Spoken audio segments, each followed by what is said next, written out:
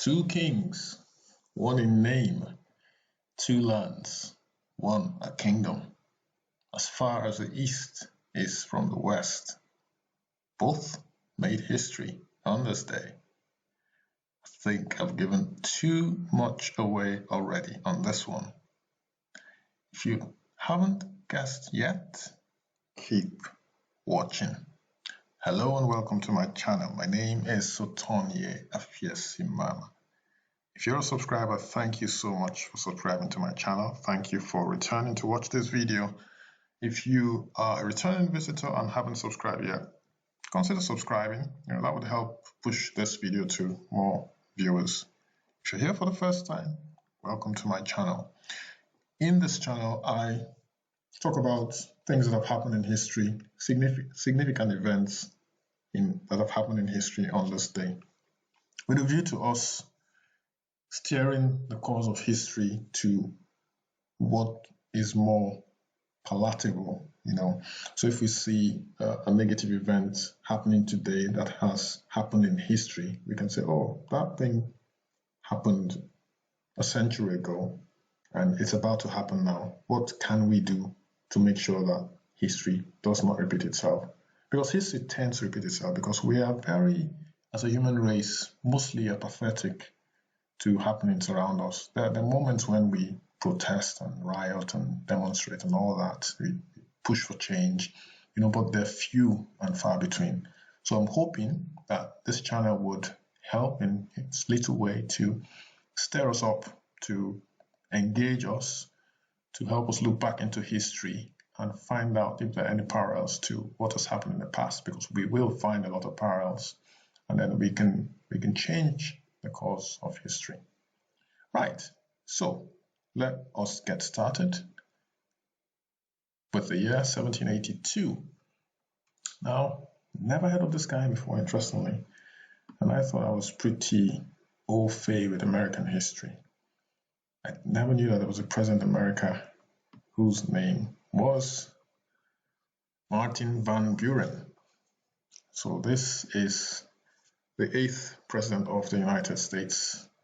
He was born in 1830. He ruled and became ruled. He was president between 1837 and 1841. Born on this day in 1782, and was one of the founders of the Democratic Party. So again, Martin Van Buren, 8th president of the United States, serving from 1837 to 1841. One of the founders of the Democratic Party, was born. So pictures of him, and this is a coin, 8th president of, well, it says 8th president here, 1837 to 1841, Martin Van Buren. Okay, let's move on now to the year 1784. So 2 years later, Phillis Wheatley, one of the first black female poets in America, died. So this was the day in 1784 that Phillis Wheatley died. And I'm going to show you some more pictures of Phillis Wheatley. That's an engraving, looks like an engraving of Phillis Wheatley, Negro servant to Mr. John Wheatley of Boston, and she was a poet as well. Clever girl. And that's her again. It's a statue to honor Phillis Wheatley. And that's the same statue, a close-up. Beautiful, beautiful piece of artwork. Okay, so let's now move on to the year 1848. This was the year of the big gold rush in California. It says 1849 here, but yeah, 1848. Some historical sources, the beginning of the gold rush. California gold rush. In his annual message to Congress, US President James K. Polk confirmed the discovery of gold in California. So this was the day that gold was confirmed. Discovery of gold was confirmed, helping to spark the gold rush. And the gold rush, as you can see, took place in 1849, which brought an estimated 300,000 people to the territory. So 300,000 people moved to California in 1849. Amazing. People looking for gold, searching for money. Not much has changed today. we're still looking for gold in a digital way these days. Yeah, so anyway, Gold Rush, that's a stamp commemorating the Gold Rush, which started in 1849. The announcement was made in 1848 on this day. Obviously, this is December the 4th. People would have maybe hung around to celebrate Christmas, and then obviously it all went crazy the following year. And a lot of people made fortunes. And I once read a story where the people who actually made money, because not everyone found gold, most people didn't. 300,000 people. I mean, it goes without saying that most of those who went didn't find gold. But those who actually made a fortune were those who provided the spades, to get the gold prospectors to dig for gold. So just imagine that. That is an absolutely brilliant way of thinking. While everyone is rushing to find this hidden treasure, there were people in between, the middlemen, who were providing the spades and whatever they needed, to dig for gold. Those were the people who made a real fortune. So think about it when you're going into business. If you're business-minded, provide the tools for the prospectors, those who are digging for gold or who want to dig for gold. This is metaphoric, obviously. I'm not talking about literal gold now, but it's a very, very good lesson, to learn and obviously implement as well. Okay, 1901. On this day, Walt Disney was born. This is the man who has made millions and millions of children, not just children, happy, adults as well, So this is Walt Disney, who says, if you can dream it, you can do it. I absolutely agree. So I'll show you some more pictures of Walt Disney. Happy guy as well, a bit like his characters, his cartoon characters. Time magazine celebrating Walt Disney. Yeah, seemed like a happy-go-lucky fellow. Who wouldn't be surrounded by characters like this? You're sort of living in a dream world, and going to bed every night, waking up every morning, surrounded by these characters, surrounded by the idea of these characters. I think it would make any reasonable human being happy. So anyway, Walt Disney was born on this day. He would have been 119 years old today, had he been still alive. Okay, 1927 on this day. Born King of Thailand. So this is one of my clues at the beginning. So this is one of the kings born on this day. His name is Bhumibol Adulyadej. Hope I got that correctly. King of Thailand, born on this day. So this is the kingdom which I referred to. I did say one was a king and the other was a kingdom. The king is coming up very soon. A few more pictures of him. He died in 2016. This says, in remembrance of His Majesty King Bhumibol Adulyadej, born in 1927, died 2016. Last but not least, that's a picture of the young king of the Kingdom of Thailand. 1935, on this day, National Council of Negro Women, founded by Mary McLeod Bethune, who was an American educator, stateswoman, philanthropist, humanitarian, womanist, and civil rights activist. So, again, this is a picture, a poster that says National Council of Negro Women, founder Mary McLeod Bethune, founded in 1935. It's got a logo, NCNW logo, and the motto is commitment, unity, and self-reliance. It says here as well, the mission of the NCNW is to lead, develop, and advocate for women of African descent as they support their families and communities.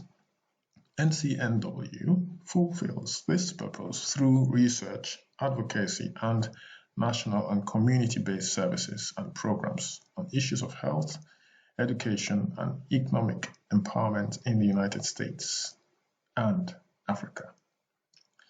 And a picture, of course, of the founder of the NCNW, that is lovely Mary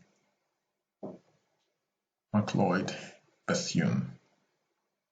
So this was the day in 1935 that she founded the National Council of Negro Women. Moving on, 1947, Joe Louis. American boxer Joe Louis defended his heavyweight title against challenger Jersey Joe Walcott in New York City. So 1947 was the year, and Joe Louis was the one who was victorious on this day against Jersey Joe Walcott. 1955, the Montgomery bus boycott initiated by the actions of Rosa Parks. Now this is where the second king comes into play. His name obviously is Martin Luther King Jr. I'm going to show you a picture of him. He was involved in this march, this boycott of the buses. So that started on this day. Obviously it was initiated by the actions of Rosa Parks. So more pictures. This obviously is a reenactment of that day, that event. Some drawing. Stop racial discrimination now. Separate is not equal. Boycott the buses. Okay. And then this looks like a museum. You can see sculptures. Two sculptures are clearly visible. There's a third one if you look very closely. And then obviously the bus, probably the most famous bus in the world. Yeah, African Americans taken to the sidewalks. And then you can see African Americans seated at the back of the bus here. And whites or European Americans in the front. Poster here which says we deserve equality, colored seated in rear, Rex Theater for colored people, colored waiting room, Imperial Laundry and Co. We wash for white people only. We cater to white, trade only. You can barely see that there. And then boycott injustice, boycott the bus today. So all these were efforts towards equality. And this is the other king, Martin Luther King Jr., who got involved in the bus boycott on this day in 1955. Last but not, well, got a few to go. Next is in 2006, President Pervez Musharraf proposes self-government in Kashmir with a joint supervision mechanism, which, if accepted by India, would result in Pakistan's abandoning its claim to the region. So, Kashmir is a region between Pakistan and India. And Pakistan was once part of India as well as Bangladesh, I believe. Bangladesh was part of Pakistan. So anyway, the whole region was one country called India. Don't know if it was a country of India at the time or it was a kingdom of some sort. But yeah, Pakistan and India were created on the same day, I believe August 15th, 1947. They both became independent, one a few hours before midnight and then the other midnight. So one, I think Pakistan on the 14th of August and India on the 15th of August, or the other way around. But anyway, so there's this region between India and Pakistan. It's called the Kashmir region, which is disputed territory.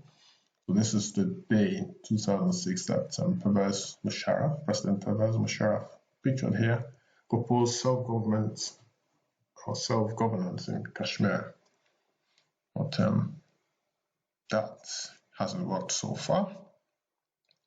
Hopefully, someday that will be a self-governing region. It's being claimed by both countries, but you know, we still have skirmishes from time to time in the Kashmir region. So we hope that peace would prevail, common sense will prevail someday soon. 2012, one of my most famous architects of all time, or favorite, one of the most famous architects of all time, and one of my favorite architects of all time. This is Niemeyer, or Oscar Niemeyer, Brazilian architect, an early proponent of modern architecture in Latin America, especially known for his curvaceous glass and white concrete buildings that he designed for Brasilia. Brasilia is in the center of Brazil, the new capital of Brazil. He died on this day in Rio de Janeiro in 2012. So that's the young Oscar Niemeyer beside one of his buildings.